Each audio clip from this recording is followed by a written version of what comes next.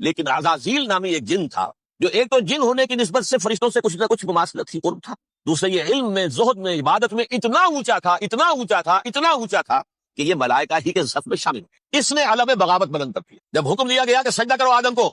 اب یہ دیکھیے کس قدر یہ اہم مضمون ہے، اور آپ سوچ کر یہ باتیں آج پہلی مرتبہ یعنی اس طرح سنائی جا رہی ہیں، یہ باتیں تو علم میں آتی نہیں ہمارے۔ وجہ کیا ہے؟ آپ کو دلچسپی نہیں ان چیزوں سے۔ جدید تہذیب نے ان چیزوں کی اہمیت کو زیرو کر دیا۔ قرآن میں اہمیت کا کیا عالم ہے؟ 7 جگہ یہ مضمون قرآن میں آیا، یہ فرشتوں کو ہم نے حکم دیا سجدہ کرو آدم کو، سب نے سجدہ کیا۔ فسجد الملائکۃ کلھم اجمعون، سارے کے سارے، کل کے کل، سب نے مل کر سجدہ کیا آدم کو، اللہ کے حکم سے فوراً تعمیل کر دی۔ الا ابلیس ابا واستکبر وکان من الکافرین، ابلیس نے نہیں کیا، انکار کیا، استکبار کیا، گھمنڈ کیا۔ اور اس کو سورہ کہف میں بیان کر دیا گیا، یہ اس لیے کہ وہ اصل میں جنات میں سے تھا، اگرچہ شامل تو تھا فرشتوں میں اس وقت، کانا من الجن ففسق عن امر ربہ، وہ اصل میں جنات میں سے تھا، اس وجہ سے وہ اپنے رب کے اس فیصلے کے خلاف کھڑا ہو گیا، سرکشی تھی اس میں۔ یہ معاملہ اتنا اہم ہے، اب آپ سمجھیے کہ 7 مرتبہ سورہ بقرہ، سورہ اعراف، سورہ حجر، سورہ بنی اسرائیل، سورہ کہف، سورہ طٰہٰ، سورہ صاد، 6 مکی صورتوں میں ذکر ہے یہ، اور ایک مدنی صورت سورہ بقرہ۔ ان میں سے اکثر مقامات پر پھر جب اللہ نے کہا کہ اچھا تم نے یہ سرکشی کی ہے اور ہمارے حکم کی خلاف ورزی کی ہے تو یہاں سے نکل جاؤ، دفع ہو جاؤ، تم مردود ملعون، ان علیک لعنتی الی یوم الدین، اب تجھ پر لعنت رہے گی میری قیامت کے دن۔ اس نے کہا اچھا پروردگار پھر مجھے ذرا مہلت دے دے، رب فانظرنی الی یوم یبعثون، قیامت تک میری زندگی طویل کر دے۔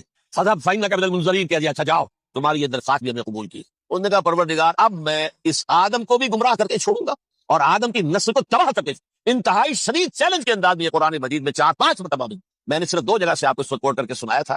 سورہ اعراف میں اللہ تعالیٰ فرماتے ہیں قال، اس پر ابلیس نے کہا فبما اغویتنی، تو اے رب جو تو نے مجھے گمراہ کیا ہے، مجھے دلیل کر دی، مجھ پر فوقیت دے دی، اس کو انا خیر منہ، میں اس سے بہتر ہوں، خلقتنی من نار وخلقتہ من طین، بنایا تو نے مجھے آگ سے اور اس کو بنایا مٹی سے، پھر مجھ سے مطالبہ کہ میں سجدہ کروں اور میں نے سجدہ نہیں کیا تو تو نے مجھے ملعون قرار دے دیا۔ قال فبما اغویتنی لاقعدن لهم صراطک المستقیم، اب میں یہ نسل آدم کے لیے، اس کو برباد کرنے کے لیے تیرے سیدھی راہ کے اوپر دھات میں بیٹھوں گا، سیدھے راستے پر چلنے نہیں دوں گا۔ ثم لآتینہم من بین ایدیہم، پھر میں ان پر حملہ آور ہوں گا ان کے سامنے سے بھی، ومن خلفہم، ان کے پیچھے سے بھی، وعن ایمانہم، ان کے داہنی جانب سے بھی، وعن شمائلہم، اور ان کے بائیں جانب سے بھی، ولا تجد اکثرہم شاکرین، اور تو دیکھے گا کہ ان کی اکثریت تیری شکر گزار بندوں پر مشتمل نہیں۔ یہ چیلنج تھا، اور ایک چھوٹا سا چیلنج جو سورہ صاد میں آیا ہے، اور یہاں تو اس نے اللہ کے جلال کی قسم کھا کر کہا قال فبعزتک لأغوینہم اجمعین، اے رب تیری عزت، تیرے جلال کی قسم ہے میں ان سب کو گمراہ کر کے چھوڑوں گا، الا عبادک منہم المخلصین، سوائے ان میں سے وہ کچھ لوگ جنہیں تو خالص اپنا بندہ بنا لے، جنہیں تو اپنا بندہ بنا لے، مخلص نہیں، مخلص یہ مفعول ہے، فاعل نہیں ہے، جسے تو بنا لے۔ بعض لوگوں کو اللہ چن لیتا ہے، وہ اجتباکم، تمہیں چن لیا ہے، استفاء اجتباء، بس وہ بچیں گے جن کو تو اپنی خاص امان میں لے لے گا، باقی میں سب کو گمراہ کر کے چھوڑوں۔ یہ ہے اصل دنیا میں نوع انسانی کا ابدی دشمن، ازلی سے ابدی تک۔ اور اس میں نوٹ کیجئے کہ اس کی اصل بنیاد کیا ہوئی؟ 2 لفظ، تکبر اور حسد۔ استکبر، تکبر کیا، انا خیر منہ، میں اس سے بہتر، یہ ساری بس کی گانٹھ یہی ہے، سب سے بڑی گمراہی کی وجہ یہی ہے۔ اسی لیے کہا ہے حدیث میں لن يدخل الجنہ من کان فی قلبہ مثقال حبۃ من کبر، جنت میں ہرگز وہ شخص کبھی بھی داخل نہیں ہو سکے گا جس کے دل میں رائے کے دانے کے برابر بھی کبر، تکبر سب سے بڑا۔ الکبر ردائی، اللہ فرماتا ہے یہ تکبر، یہ تو میری چادر ہے۔ کوئی شخص تکبر کرتا ہے تو گویا میری چادر گھسیٹ رہا ہے میرے کندھے سے۔ عرب میں کسی شخص کی توہین کرنی ہوتی تھی تو اس کی چادر گھسیٹتے تھے، ننگا کر دیا گویا، یہ میری ردائی ہے، الکبر ردائی، یہ میری چادر، یہ جامہ مجھے زیب دیتا ہے، مجھ پر راستہ۔ اور حسد، آدم کو جو برتری عطا ہو گئی اس حسد کی آگ میں بجھا اور اس کا انتقام لینا چاہتا ہے۔ آدم سے بھی، آدم کو بھی گمراہ کیا، جنت سے نکلوایا، ایسے نکلنا تو انہیں تھا ہی مشیت اذن میں، لیکن فوری طور پر اللہ کے حکم کی خلاف ورزی تو کروائی۔ فعصى آدم ربہ فغوى، آدم نے اپنے رب کے حکم کی نافرمانی کی، گمراہ ہوا عارضی طور پر۔ یہ دوسری بات ہے، توبہ کر لی، اللہ نے توبہ قبول فرما لی، معاف کر دی۔ کوئی مستقل جو ہے وہ نسل انسانی پر اس گناہ کا اثر متوارث طور پر نہیں آ رہا ہے، ختم ہو چکا معاملہ، ہوا تھا ہو گیا۔ فتلقى آدم من ربہ کلمات فتاب علیہ انہ هو التواب الرحیم۔ اور توبہ کی شان یہ ہے جب وہ قبول ہو جائے اللہ کی جناب میں، کہ التائب من الذنب کمن لا ذنب له، گناہ سے توبہ کرنے والا ایسے ہوتا ہے جیسے اس نے کبھی گناہ کیا ہی نہیں، لیکن 12 کو گمراہ کرنے میں کامیاب ہو گیا حضرت آدم اور حوا، اور نوع انسانی کی عظیم اکثریت اس کے داؤ میں آئی ہوئی ہے نہیں۔ کتنے ہیں وہ عباد اللہ المخلصین، الا عبادک منہم المخلصین، جو واقعتاً خالصتاً اللہ کے بندے بن گئے، مجھے اللہ نے اپنا بنا لیا، اپنا قرار دے دیا۔ اب اس کے ساتھ نوٹ کیجئے، اس ابلیس کے ساتھ ایک فوج بھی ہے جسے قرآن مجید میں کہا گیا ہے کہ یہ اس کی پارٹی ہے، حزب الشیطان، یہ اکیلا نہیں ہے۔ ایک تو وہ عزازیل ہے، اس کی طویل ترین عمر اللہ نے دے دی، وہ تو قیامت تک رہے گا۔ باقی بھی جنات جو ہے ان کی نسل میں سے، یا اس کی نوع میں سے، اس کی نسل میں سے، جنات کی عمریں انسانوں کی عمروں سے زیادہ ہے، بہت زیادہ ہے، لیکن پھر بھی اتنی نہیں ہے۔ یہ خاص ہے اس کا معاملہ کہ اس نے کہا تھا رب انظرنی الی یوم یبعثون، مجھے دے دے مہلت اس وقت تک تاکہ میں ثابت کر کے دکھا دوں کہ جسے تو نے یہ خلافت دیا یہ اس کا اہل نہیں ہے، let me prove this point ولا تجد اکثرهم شاکرین، تو ان کی اکثریت تو شکر گزار نہیں پائے گا۔ وہ ابلیس جو ہے وہ ریکروٹ کرتا ہے اپنے فوجی، اول تو خود جنات میں جو اس کے نمبر 1 لشکری ہے۔ قرآن مجید میں اس کا اشارہ دیا گیا ہے، انه یراکم هو وقبیلہ من حیث لا ترونہم، دیکھو لوگو، اے انسانوں، وہ ابلیس لعین عزازیل اور جو اس کے قبیلے کے لوگ ہیں، جنات ہیں، وہ تمہیں وہاں سے دیکھتے ہیں، تاکتے ہیں اور حملہ کرتے ہیں جہاں سے تم انہیں نہیں دیکھتے۔ وہ غیر مرئی ہیں، انویزیبل ہے، تمہیں نظر نہیں آتے۔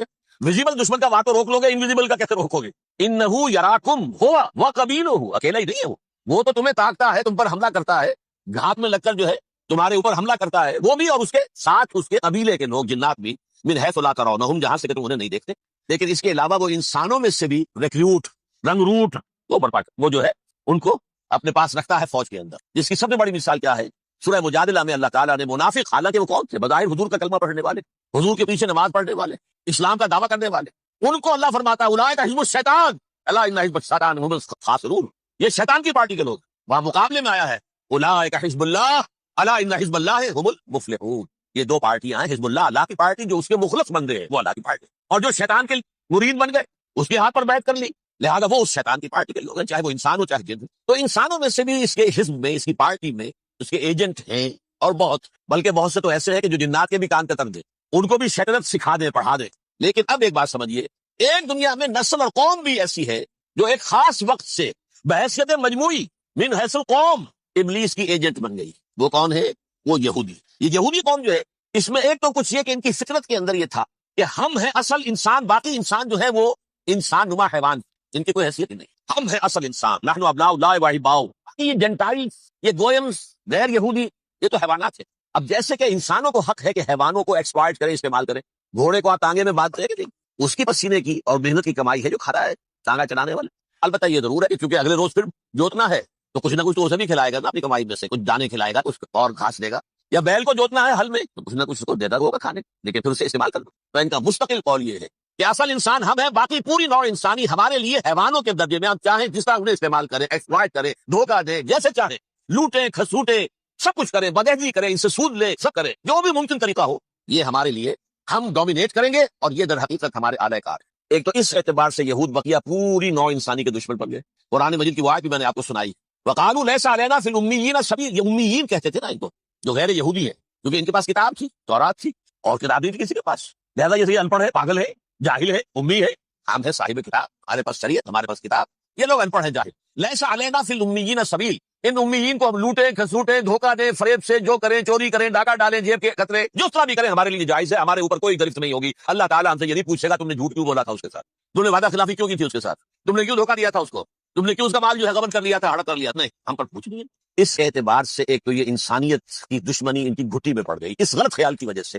ہم تو بخشے بخشائے ہیں، we are the chosen people of the lord, ہمیں تو اللہ اگر جہنم میں داخل بھی کرے گا تو صرف چند دن، لن تمسنا النار الا ایام معدودات، باقی اصل میں تو ہم تو اللہ کے پسندیدہ، نحن ابناء اللہ و احباؤہ، اس کے بیٹوں کے مانند ہیں، بڑے چہیتے ہیں، لاڈلے ہیں۔ یہ باقی دنیا، باقی انسان ہماری چراہ گاہ ہے، جیسے چاہے چرے، جس طرح چاہے ہڑپ کر جائے۔ یہ تو ان کا پہلے سے مستقل معاملہ تھا، لیکن اس کے بعد ان کی تاریخ میں ایک دور وہ آیا جب حضرت مسیح علیہ السلام ان میں مبعوث کیے گئے۔ یہ 1400 سالہ تاریخ کا کلائمیکس ہے یہود کی۔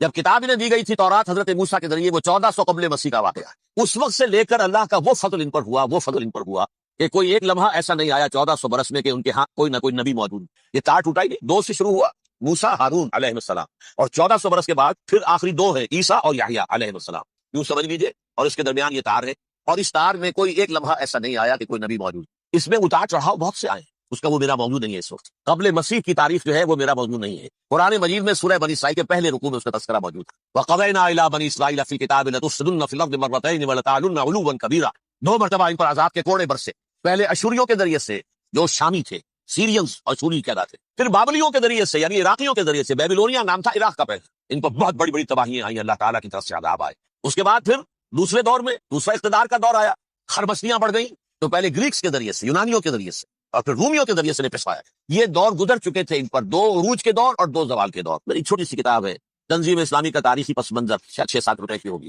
اس کو آپ دیکھیں گے تو اس میں اس کا پورا نقشہ آپ کو مل جائے۔ ویسے تو یہ کہ میری جو ذرا بڑی کتاب ہے سابقہ اور موجودہ مسلمان امتوں کا ماضی، حال اور مستقبل، اس میں میں نے ان معاملات کو بڑی تفصیل سے بحث کی۔ بہرحال یہ جو دور تھا ان کا 1400 سالہ، وہ اونچ نیچ سے ہوتا ہوا جب آیا ہے حضرت مسیح کی بعثت پر، تو ان کی شرارت کی انتہا یہ ہو گئی کہ اللہ تعالیٰ نے مسیح کو رسول بنا کر بھیجا، رسولاً الی بنی اسرائیل، حضرت موسیٰ اور حضرت عیسیٰ کے درمیان رسول کوئی نہیں ہے، سب نبی ہے۔ حضرت موسیٰ رسول تھے اور حضرت عیسیٰ رسول، درمیان میں داؤد ہو، سلیمان ہو، یشعیاہ ہو، زکریا ہو، یہ سب نبی ہے، یحییٰ نبی ہے، رسول نہیں ہے، لہذا وہ شہید کر دیے گئے۔ رسول شہید نہیں ہو سکتا، قتل نہیں ہو سکتا۔ لیکن عیسیٰ اور موسیٰ کے درمیان 1400 برس ان کے جو ہیں، اس کا کلائمیکس ہے حضرت مسیح علیہ السلام کی بعثت، اور حضرت مسیح علیہ السلام کو جسے اللہ نے اپنی روح قرار دیا، روح منہ، کلمتہ القاها الی مریم، اللہ کا کلمہ، عظیم ترین معجزات۔ انہوں نے کیا کہا؟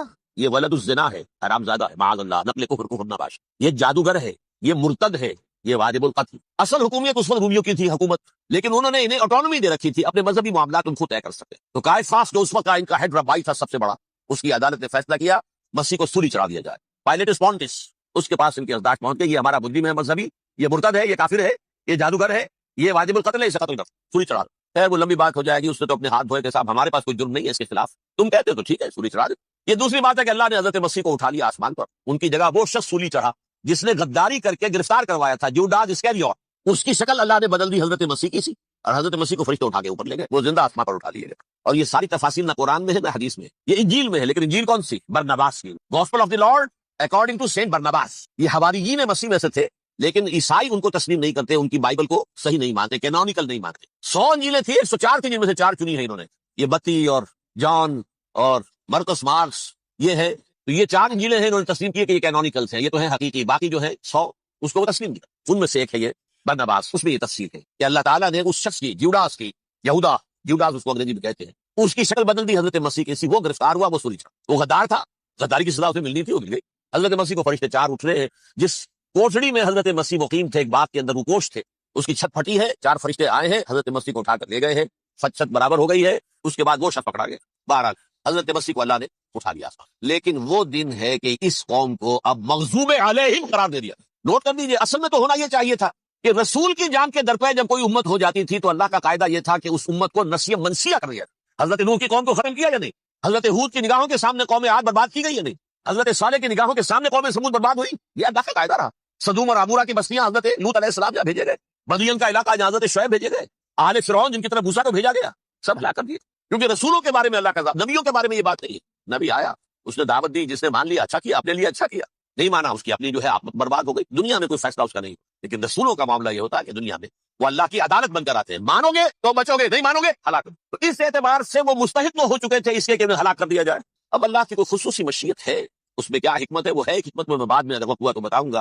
فیصلہ یہ کیا اللہ نے کہ حضرت مسیح کو تو اٹھا لیا زندہ، اور ان کی رسی ابھی مزید دراز کر دی، کہ ان کو ابھی مہلت دے دی کہ تمہیں آخری 30 سال، جس کو عذاب اکبر کہتا ہے قرآن، سورہ سجدہ جو حضور ہر جمعے کی پہلی رکعت میں فجر میں پڑھتے تھے، وَلَنُذِيقَنَّهُم مِّنَ الْعَذَابِ الْأَدْنَىٰ دُونَ الْعَذَابِ الْأَكْبَرِ لَعَلَّهُمْ يَرْجِعُونَ۔ چھوٹے چھوٹے عذاب اور ایک بڑا عذاب، جبکہ قوم بالکل برباد، نسیہ منسیہ، کأن لم یغنوا فیہا، ایسے ہو جائیں جیسے کوئی تھے ہی نہیں آبادیاں، لا یرا الا مساکنہم، اب ان کے مسکن نظر آتے، مکین نظر نہیں آتے۔ یہ عذاب اکبر جو ہے وہ ان پر نہیں آیا، حالانکہ وہ مستحق ہو گئے تھے اسی وقت۔ اس کو یوں سمجھیے کہ کسی شخص کو پھانسی کا حکم تو ہو جائے، ایگزیکیوشن نہیں ہوتا ہے، کئی سال گزر جاتے ہیں پڑے ہوئے، اور معاملات جو ہیں وہ چلتے رہتے ہیں۔ یہ معاملہ ہوا اس کے ساتھ، ورنہ یہ مستحق ہو چکے تھے آخری بربادی تباہی کے، عذاب استیصال، جڑ سے کاٹ دینے والا عذاب، وہ آ سکتا تھا ان پر اسی وقت، لیکن اللہ نے ان کی مہلت دراز کی۔ لیکن اس کے بعد اللہ نے ان کو ایک اور موقع دیا، 600 برس بعد حضرت مسیح کے، محمد رسول اللہ صلی اللہ علیہ وسلم کی بعثت۔ اور یہ میں سمجھتا ہوں کہ اس قوم پر اللہ کا اتنا بڑا فضل تھا، اتنا بڑا فضل تھا، اتنا بڑا فضل تھا۔ اب پھر ایک موقع دیا، عسیٰ ربکم ان یرحمکم وان عدتم عدنا، دیکھو اب بھی تمہیں ہم ایک موقع دے رہے ہیں، تمہارا رب تمہارے اوپر اب بھی فضل کرنے کو تیار ہے، رحم فرمانے کو تیار ہے۔ ان ھذا القرآن یہدی للتی ہی اقوم، اس قرآن کے سائے میں آ جاؤ، یہ شاہدرا ہے ہدایت میں آنے کا، اس میں داخل ہو جاؤ، محمد کی تصدیق کرو صلی اللہ علیہ وسلم، دامن محمدی میں آ جاؤ، اب بھی ہم تمہارے گناہ بخش دیں۔ لیکن نہیں، اس قوم نے حضرت محمد صلی اللہ علیہ وسلم کی دشمنی کی کمر کسی، اور اب یوں سمجھیے اس تاریخ سے لے کر آج تک یہ گٹھ جوڑ ہے۔ ظاہر بات ہے کہ ابلیس کا بھی اصل دشمن اب کون ہے، یا ہدف کون ہے، ٹارگٹ کون ہے؟ جنہوں نے محمد کو نہیں مانا صلی اللہ، وہ تو ہے ہی جہنمی، ان پر کوئی اور محنت کرنے کی ضرورت کیا ہے؟ سمجھ رہے میری بات؟ حضور کی بعثت کے بعد جنہیں حضور کو رد کر دیا، ان کو ایمان نہیں لائے، وہ کون ہے؟ کافر، وہ جہنمی ہے ہی ہے۔ لہذا اس کے اوپر کوئی محنت سر کرنے کی ابلیس کو ضرورت نہیں، اس کا اصل ٹارگٹ امت محمد ہے صلی اللہ علیہ وسلم۔ وہ ساری نوع انسانی کی دشمنی اب آ کر مرکوز ہو گئی ہے امت محمد صلی اللہ علیہ وسلم کی دشمنی۔ اور اسی طرح یہود کا معاملہ، اگرچہ ویسے پوری نوع انسانی کے دشمن ہے، انہیں حیوان سمجھتے، ان کی جان مال اپنے لیے مباح سمجھتے ہیں، جس طرح چاہے لوٹے کھسوٹے کھائے پیے انہیں، لیکن اب ان کی بھی دشمنی کا سب سے بڑا مرکز امت محمد۔ کیوں؟ وہی تکبر اور حسد، وہی بیماریاں۔ انہیں تکبر یہ ہو گیا تھا کہ 2000 سال سے یہ نبوت ہماری میراث، ہماری جاگیر، بنو اسرائیل کے اندر سینکڑوں نبی آئے، 3 کتابیں اللہ نے ہمیں عطا کی، یہ کہاں سے آ گیا محمد صلی اللہ علیہ وسلم؟ معاذ اللہ ثم معاذ۔ یہ امیین میں سے، یہ جنٹائلز میں سے، یہ گوئنز میں سے، یہ حقیر ان پڑھ، کہاں ہم کہاں یہ نہیں تسلیم کریں. حالانکہ قرآن کہتا ہے یعرفونہ کما یعرفون ابناہم، ان کے علماء ایسے پہچانتے تھے حضور کو جیسے اپنے بیٹوں کو پہچانتے ہیں کہ یہ آخری نبی تھے. لیکن تکبر اور حسد کی عالم جنگ، اب ان کے بھی دشمنی کس سے ہے؟ محمد اور امت محمد صلی اللہ علیہ وسلم. یہ گٹھ جوڑ ہے. اب دیکھیے یہ ہے میری گفتگو کا اب تک کی گفتگو کا حاصل، یہ گٹھ جوڑ.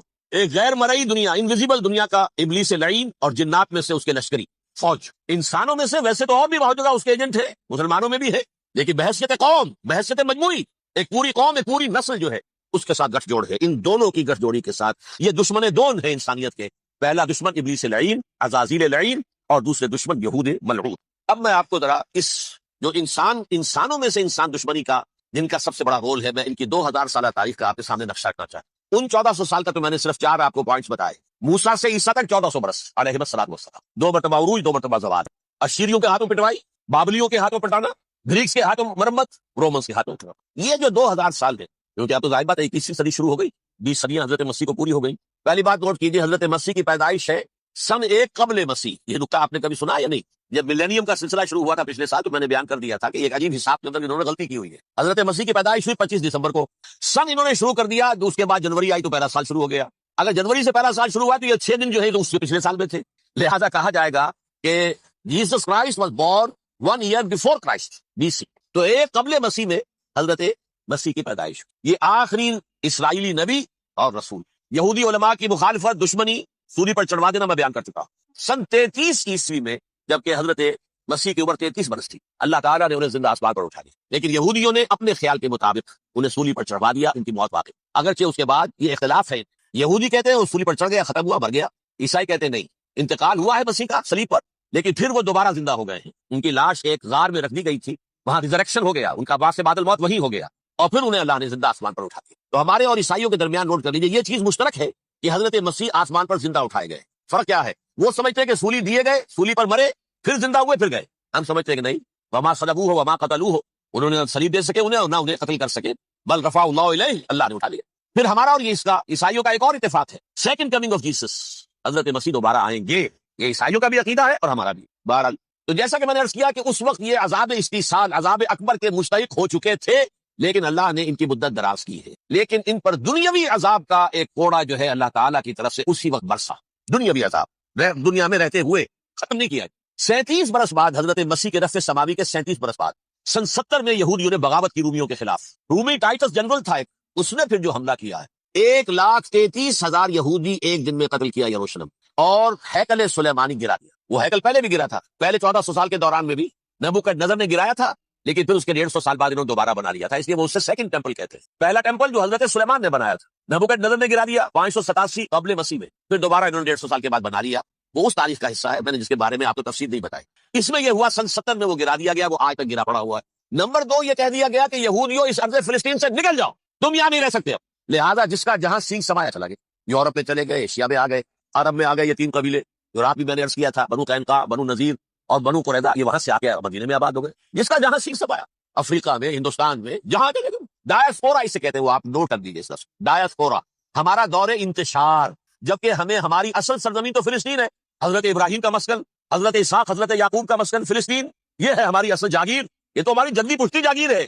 لیکن یہاں سے نکال دیے گئے سن 70 عیسوی میں، اور وہاں سے لے کے 1917 تک ان کا ڈایاسپورا جاری رہا. یہ دور انتشار. اس دور انتشار کے چند حصے ہیں جس کو میں چاہتا ہوں کہ آپ علیحدہ علیحدہ سمجھیں. دور انتشار کا جو پہلا جو ہے تقریباً 300 برس، رومی حکمران تھے، وہ یہودیوں کے بھی دشمن تھے اور عیسائیوں کے بھی دشمن تھے. عیسائی اور یہودی ایک دوسرے کے بھی دشمن تھے، لیکن رومی سمجھتے تھے کہ یہ ایک ہی تھیلی کے چٹے بٹے ہیں. رومیوں کے نزدیک عیسائی بھی یہودیوں ہی کا ایک فرقہ تھے، کوئی علیحدہ مذہب تو تھا ہی نہیں. لہذا رومی جو ہے رومنز، وہ ان دونوں کو ستاتے تھے، مارتے تھے، اور یہ آپس میں لڑتے تھے. یہودی عیسائیوں کو مارتے تھے، عیسائی یہودیوں کو مارتے تھے. یہ ہے 300 برس تک کی بات. سن 300 عیسوی میں کیا ہوا؟ ایک معجزہ ہو گیا. بہت عظیم ایمپرر کانسٹنٹائن، قسطنطین اعظم، رومن ایمپررز میں سے بہت بڑا ایمپرر، وہ عیسائی ہو گئے. اب تو معاملہ بالکل تلپٹ ہو گیا، پوری سلطنت عیسائی ہو گئی. اب عیسائیوں کے عیش ہو گئے اور یہودیوں پہ مار پڑنی شروع ہوئی. اب عیسائیوں کا آپ خود سوچئے کہ جنہیں وہ خدا بنا بیٹھے ہیں، خدا کا بیٹا قرار دے رہے ہیں، ان کے قاتل کون؟ یہودی بدماش. لہذا ان کی وہ پٹائی شروع ہوئی ہے یورپ میں، پوری رومن امپائر میں انہیں ذلیل کیا گیا.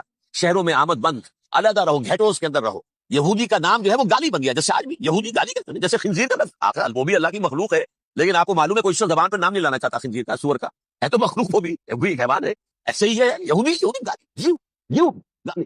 لہذا ایک طرف تو ان دونوں کے درمیان دشمنی، جس کو قرآن کہتا ہے وَأَغْرَيْنَا بَيْنَهُمُ الْعَدَاوَةَ وَالْبَغْضَاءَ، ہم نے ان کے مابین دشمنی جو ہے پیدا کر دی۔ اور جب یہ پوری سلطنت عیسائی ہو گئی تو قافیہ تنگ ہو گیا یہودیوں کا۔ اب آئیے 571 عیسوی، یعنی جبکہ ڈائسپورا کو کتنا عرصہ ہو چکا تھا؟ 500 برس۔ سن 70 سے شروع ہوا ڈائسپورا، جب ٹائٹس نے گرایا ہے ہیکل کو اور نکال باہر کیا انہیں فلسطین سے، بھاگ جاؤ یہاں ایک یہودی بھی نہیں رہے گا، فلسطین سے نکال دیے۔ اس کے پورے 500 برس بعد سن 571 عیسوی میں حضور کی پیدائش ہوئی، ولادت باسعادت محمد رسول اللہ صلی اللہ علیہ وسلم۔ 610 میں آپ پر وحی کا آغاز ہوا، لیکن حضور کے ساتھ ان کا معاملہ کیا رہا؟ اول تو جبکہ حضور ابھی مکے ہی میں تھے، یہودیوں نے ریشہ دوانیاں شروع کر دی حضور کے خلاف۔ قریش مکہ کو سکھاتے تھے، پڑھاتے تھے، ان سے یہ پوچھو، ان سے یہ پوچھو، یہ ریشہ تنگ کرو، ان سے یہ امتحان لو، یہ آپ کے علم میں ہے۔ سورہ بنی اسرائیل میں، سورہ کہف میں وہ سوالات جو امتحانی سوالات آئے تھے، ذوالقرنین کون تھا، اصحاب کہف کون تھے، تم رسول بنے پھرتے ہو تو بتاؤ، اور یہ روح کی حقیقت کیا بتاؤ، یہ ساری ریشہ دوانیاں کر رہے تھے بیٹھے ہوئے، ابھی وہیں پر حضور ابھی پہنچے بھی نہیں۔ ہجرت فرما کر حضور تشریف لے آئے تو حضور نے جسے ماسٹر اسٹروک کہا جائے گا، یعنی اسٹیٹس مین شپ کا ماسٹر اسٹروک، آپ نے مدینے میں آتے یہودیوں کے ساتھ پیکٹ کر دیا، جوائنٹ ڈیفنس پیکٹ آف مدینہ، کہ اگر مکے والے ہم پر حملہ کریں گے تو ہم مل جل کر ایک قوم کی حیثیت سے مقابلہ کریں۔ یہ میثاق مدینہ کہلاتا ہے، جس کے بہت غلط معنی پہنائے جا رہے ہیں آج کل۔ بہرحال میں موضوع میرا چونکہ یہ نہیں، میں ادھر نہیں جاؤں گا، لیکن ہوا کیا، ہر مرتبہ یہ خیانت کے مرتکب ہوئے، ان نے جو عہد کیے تھے ان سے پھرے، اندر ہی اندر سازش، ریشہ دوانی، حضور کی بدترین دشمنی۔ سورہ نساء کی آیت نمبر 12 میں 14 میں 13 میں فرمایا ہے لا تزال تطلع علی خائنۃ منہم، اے نبی ہمیشہ آپ کے علم میں ان کی طرف سے خیانتیں، بددیانتیاں آتی رہیں گی۔ اور بار بار وہ مسلسل جنگ کی آگ بھڑکاتے تھے، قریش کو دعوت دیتے، آؤ آؤ آؤ ہم اندر سے بغاوت کر دیں گے، تم آؤ تو صحیح، ختم کریں محمد کو اور اہل ایمان کو صلی اللہ علیہ وسلم رضی اللہ تعالیٰ عنہ اجمعین۔ لیکن پھر جب وہ آتے تھے تو یہ دبک جاتے تھے، ان میں ہمت نہیں تھی، میدان کے مرد نہیں رہے تھے۔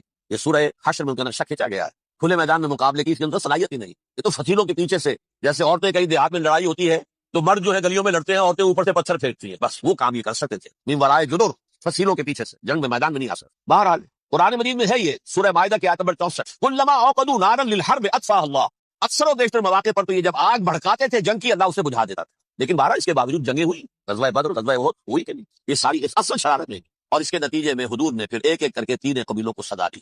غزوہ بدر کے فوراً بعد بنو قینقاع نکالے گئے، غزوہ احد کے فوراً بعد بنو نذیر نکالے گئے، اور غزوہ احزاب کے بعد بنو قریظہ نکال دیے گئے۔ یہ تو میں نے آپ کے سامنے رکھ دیا صرف حضور کے زمانے میں ان کا کیا رویہ رہا، دشمن۔ رات بھی ہم نے وہ آیت پڑھی تھی، لَتَجِدَنَّ أَشَدَّ النَّاسِ عَدَاوَةً لِلَّذِينَ آمَنُوا الْيَهُودُ وَالَّذِينَ أَشْرَكُوا، اہل ایمان کی دشمنی میں شدید ترین تم پاؤ گے یہودیوں کو اور مشرکین بھی بعد میں ہے، پہلے یہودی۔ حضور کے بعد کیا ہوا اب یہ نوٹ کیجئے، یہ ان کی تاریخ کا دوسرا دور۔ حضرت عمر رضی اللہ تعالیٰ عنہ کا عہد خلافت ہے، بیت المقدس کا محاصرہ کیا گیا، فصیل بڑی اونچی، شہر اندر سے سیلف سفیشینٹ، حملے کا راستہ کوئی نہیں، محاصرہ طول کھینچ رہا ہے، لیکن ان کے پاس رسن بھی موجود ہے، پانی بھی موجود ہے، وہ دروازے بند کر کے بیٹھے ہوئے۔ بالآخر اللہ تعالیٰ کی مشیت ظہور کیسے ہوا، ان کے کچھ علماء آئے فصیل پر، کہا دیکھو مسلمانوں، تم قیامت تک بھی یہاں پڑے رہو گے محاصرہ کر کے، ہمارا یہ شہر فتح نہیں ہو۔ ہاں ایک درویش بادشاہ کے ہاتھوں یہ شہر فتح ہونا ہے، لیکن تمہارے اندر ہمیں وہ نظر نہیں آ رہا۔ ابو عبیدہ بن الجراح رضی اللہ تعالیٰ عنہ، امین هذه الامہ، ان کا فوراً ذہن گیا وہ درویش بادشاہ مدینے میں بیٹھا ہوا ہے عمر رضی اللہ عنہ۔ اب ایک اور عمر بھی ہے جو قندار میں بیٹھا ہے، نقشہ وہی ہے، سادگی کی حد تک نقشہ وہی، بالکل وہی، اپنی آنکھوں سے دیکھا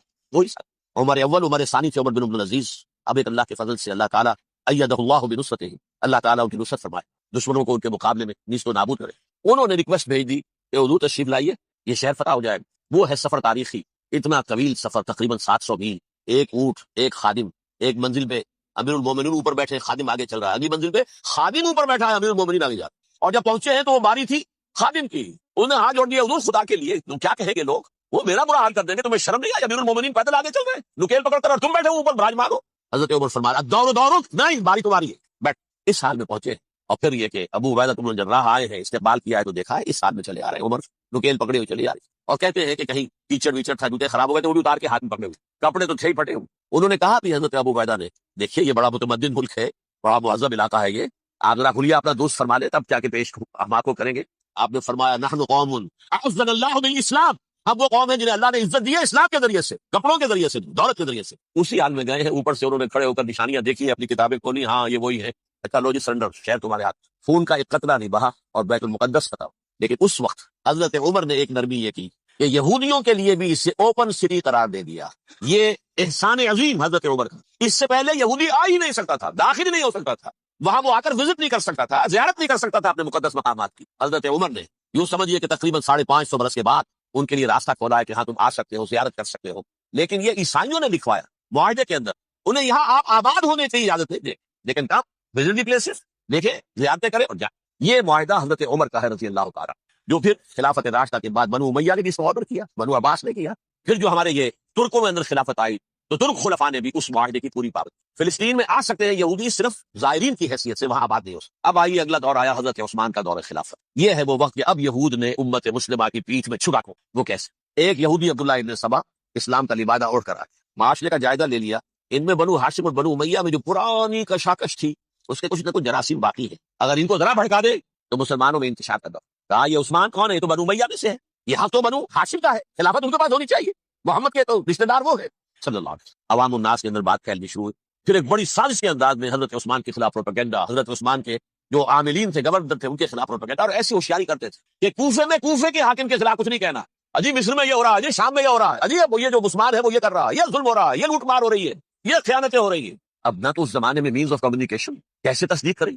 افواہیں تو آپ آج کراچی کے اندر شروع ہو جائے تو پتہ نہیں چل سکتا کسی کو کہ کیا اس میں صداقت ہے کیا جھوٹ ہے، اور بری بات جو ہے فطرت انسانی کی کمزوری ہے وہ فوراً قبول کرتا ہے، کسی کے بارے میں اچھی بات ماننے کو تیار نہیں ہوتا لیکن بری بات تو فوراً تیار۔ بہرحال یہ فتنہ انہوں نے اٹھایا، حضرت علی کی الوہیت کا فتنہ اٹھایا، حضرت عثمان کے خلاف الفتنۃ الکبریٰ برپا کیا، حضرت عثمان شہید ہوئے، اس کے بعد 5 برس تک مسلمان ایک دوسرے کی گردنیں کاٹتے رہے، باغی خانہ جنگی ہوئی، امت کو وہ زخم لگایا ہے جو آج تک جس سے خون رس رہا ہے۔ یہ شیعان عثمان اور شیعان علی تھے جو بعد میں پھر سنی اور شیعہ ہو، اور آج تک فتنہ کس نے جگایا؟ ایک عبداللہ ابن سبا یہودی اور اس کے کارندے، شیطان کا ایجنٹ، اور انسانوں میں سے بھی اس کے جو بھی حواریین تھے اور شیطانوں کے اندر سے بھی تھے، انہوں نے بھی اس آگ کو بڑھتا ہے۔ یہ آپ سوچ لیجئے کہ یہ کس نے وہ زخم لگایا؟ یہودی۔ اگلا دور ہے، خلافت راشدہ ختم ہوئی، بنو امیہ کا بھی دور کافی گزر گیا۔ طارق ابن زیاد 712 عیسوی میں حملہ کرتے ہیں اسپین پر۔ اسپین اس وقت عیسائیت کا بہت بڑا گڑھ، بڑے کٹر ترین عیسائی جو ہے وہ اسپین میں تھے، لہٰذا یہودیوں کی وہاں بہت پٹائی ہوتی تھی، بہت پٹائی ہوتی ہے، میں بتا چکا ہوں، دشمنی تھی چلی آ رہی تھی عیسائیوں کے ہاتھوں یہودیوں کی، وہ تو سن 300 عیسوی سے ایمپرر کانسٹنٹائن کے بعد سے شروع ہو گئی تھی۔ اس حوالے سے یہودیوں نے اس وقت چالیہ کی یہ برتی، کچھ راستے واسطے بتائے، کچھ مدد کی طارق ابن زیاد کی، طارق ابن زیاد نے انہیں اپنا محسن سمجھا، ہسپانیہ فتح ہو گیا، تو یہودی چونکہ محسنین کی فہرست میں آ چکے تھے، انہیں بہت اقتدار نصیب، بڑی سپورٹ مسلمانوں نے دی، ان کے بڑے بڑے علماء ہیں اسی دور کے اندر پیدا ہوئے، بڑے بڑے تھنکرز ان کے اسی دور میں پیدا ہوئے۔ بن گوریون جو کہ ایک وزیر اعظم تھا اسرائیل کا، اس نے یہ لکھا ہے اپنی کتاب میں، Muslim Spain was the golden era of اور ڈائسپورا، وہ ڈائسپورا جو 70 عیسوی سے شروع ہوا تھا اور 1917 عیسوی تک جاری رہا ہے، اس میں سے گولڈن ایرا ہمارا جو تھا وہ مسلم اسپین تھا، ہسپانیہ میں بیٹھ کر ہم عیش کیے، لیکن وہاں سے انہوں نے اور جو کچھ کیا، یہ تو داستان کے تو بہت سے گوشے ہیں، لیکن میں جس اسٹریٹ لائن میں چل رہا ہوں اس کے اعتبار سے ایک بات سمجھ لی، وہاں بیٹھ کر انہوں نے اب عیسائیت کی پیٹھ میں چھڑا گھوپا، پروٹیسٹنٹ مذہب پیدا کیا، تقسیم کر دیا، جیسے شیعہ سنی کی تقسیم عبداللہ ابن سبا، رومن کیتھولک اور پروٹیسٹنٹ کی تقسیم یہودی علماء۔ ہوتا کیا تھا؟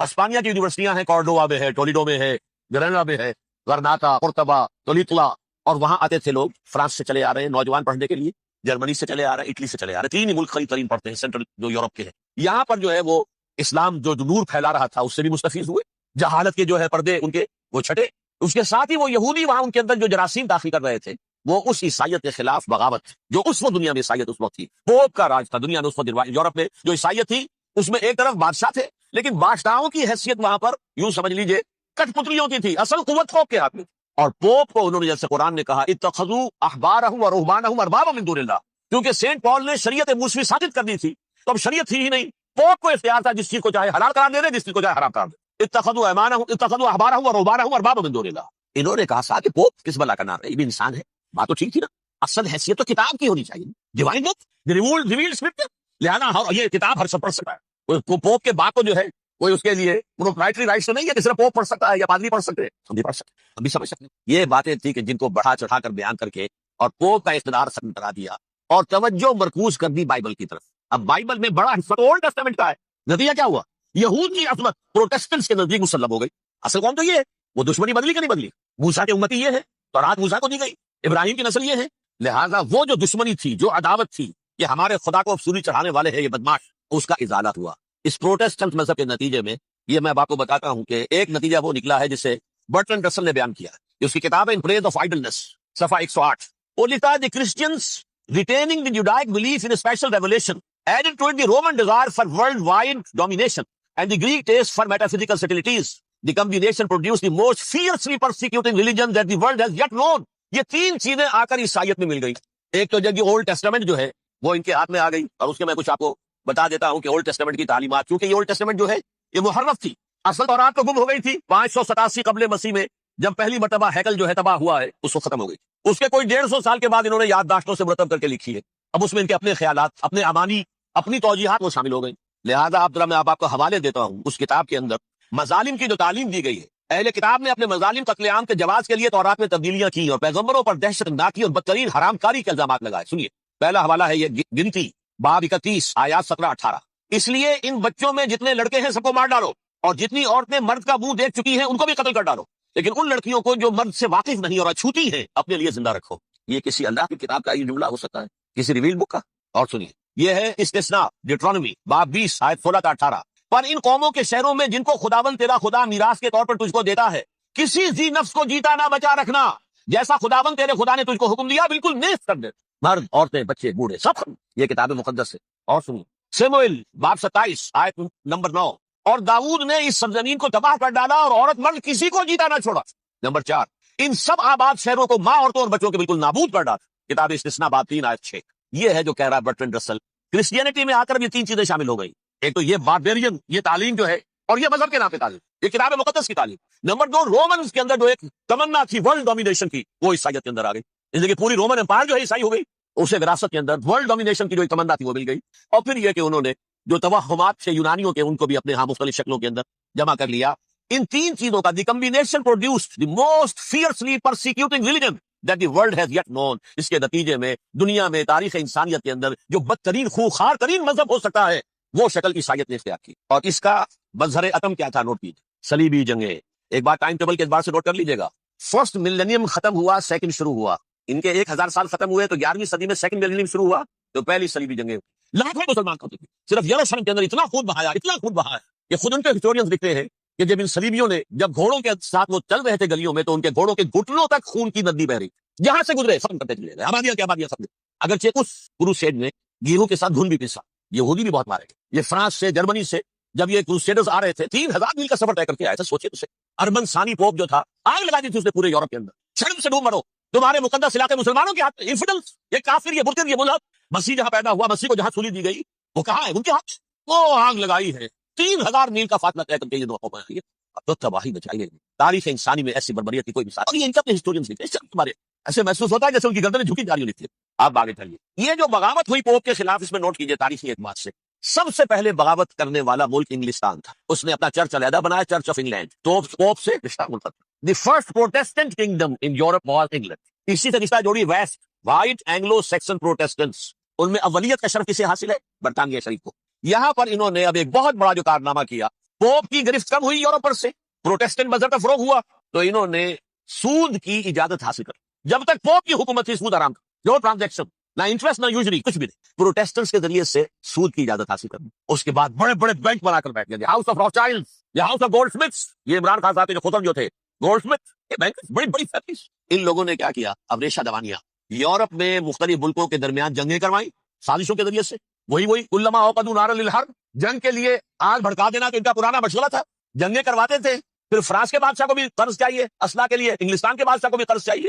ہاؤس آف راچائلڈ کا ایک نمائندہ وہاں بیٹھا ہے یہاں بیٹھا ہے اور منہ مانگے شرح پر سود کے اوپر قرض دے رہے. ان کو سب کو جو ہے ان کے سارے مالی وسائل کھینچ لیے، دولت پر قبضہ کر کے بیٹھ گئے. اور اس کا نتیجہ یہ نکلا چند 100 سالوں کے اندر کہ فرنگ کی رگے جہاں بن جائے یہود میں. اس سودی نظام کے ذریعے سے دولت پر ان کا قبضہ. علامہ اقبال 1905 سے 1908 تک رہے تھے، لیکن یہ کہ ان کی نگاہ تھی ایسی. گاہ میری نگاہ تیز چیر گئی دلے وجود، گاہ الجھ کے رہ گئی میرے توہمات میں. اور انہوں نے دیکھا ہے کہ فرنگ کی رگے جہاں بن جائے یہود میں.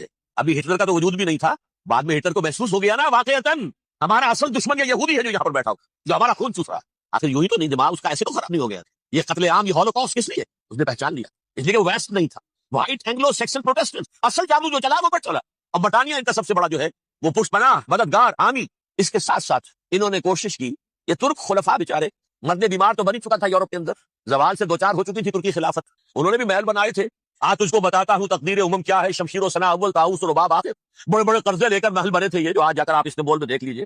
قرضوں کے اندر بدھے ہوئے، لیکن یہ کہ کم سے کم یہ ضرور کیا کہ بڑی سے بڑی رشوت انہیں یہودیوں نے پیش کی کہ کسی طرح ہمیں فلسطین میں آباد ہونے کی اجازت ہے. لیکن this goes to their credit, انہوں نے کہا نہیں، یہ معاہدہ جو عمر نے کیا تھا رضی اللہ تعالیٰ عنہ اس کو میں نہیں بدل سکتا. تم جاؤ جا کے زیارت کرو، جاؤ. تم وہاں آباد نہیں ہو سکتے کیونکہ ترکی جو دیر زندگی تھا نا علاقہ سلطنت عثمانیہ میں شامل تھا. پورا ویسٹ ایشیا، پورا ایسٹ یورپ، پورا شمالی افریقہ، 3 بر اعظموں پر پھیلی ہوئی تھی سلطنت عثمانیہ، خلافت عثمانیہ. 400 برس تک خلافت ان کے ہاں رہی ہے. انہوں نے نہیں مانا. نتیجہ کیا نکلا؟ انہوں نے اس خلافت کے نظام کو ختم کرنے کے لیے سازش شروع کی. اس سازش کا نتیجہ تھا اس کو دیکھ کر بھانپ کر ہندوستان میں تحریک خلافت چلی ہے. بولی اماں محمد علی کی جان بیٹا خلافت دے دو.